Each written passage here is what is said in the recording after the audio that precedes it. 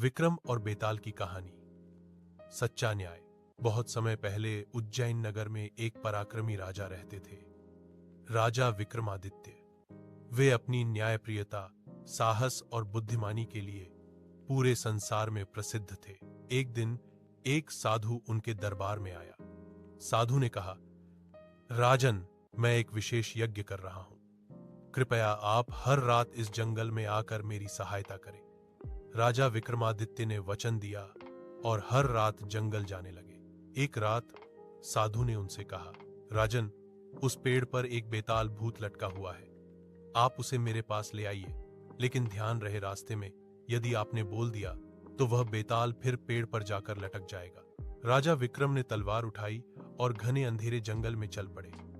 पेड़ के पास पहुंचते ही उन्होंने देखा, उल्टा लटका हुआ बेताल जोर जोर से हौंस रहा था। राजा ने उसे उतारा और कंधे पर डालकर चल पड़े। रास्ते में बेताल ने कहा, राजन, यात्रा लंबी है, मैं तुम्हें एक कहानी सुनाता हूं, लेकिन अंत में यदि तुम उत्तर नहीं दोगे तो तुम्हारा सिर फट जाएगा, और यदि बोले तो मैं वापस चला जाऊंगा। राजा मुस्कुराए।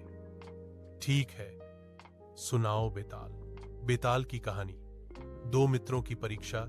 एक नगर में दो मित्र रहते थे, सोमदेव और वसुदेव।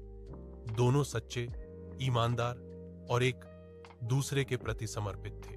एक दिन सोमदेव को अपने मित्र की बहन से प्रेम हो गया।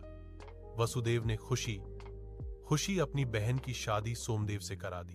कुछ सालों बाद वसुदेव के घर में भयंकर अकाल पड़ा। खाने को अन्न नहीं बचा।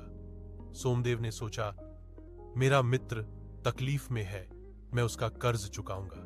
वह अपनी पत्नी और बच्चे को छोड़ सब संपत्ति बेचकर वसुदेव की सहायता करने चला गया। वसुदेव भावुक होकर बोला, मित्र,